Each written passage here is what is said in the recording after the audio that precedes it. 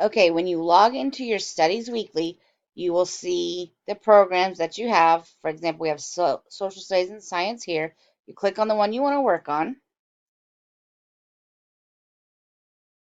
and it will bring you to this, whatever week we're working on here. This will show you how much you've gotten done and how many coins you've earned. You can earn coins through this. You click Continue Reading, and you can begin. It'll read to you,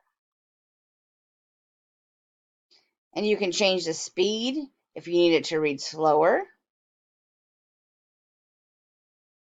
or if it's too slow for you, you can make it faster.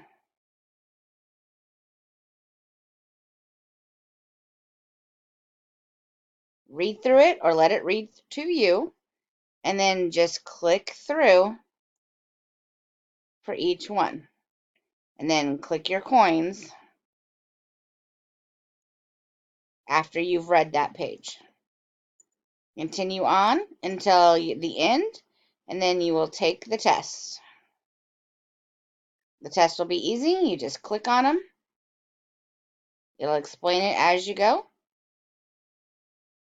And then you finish, turn in, and then you'll have your grade.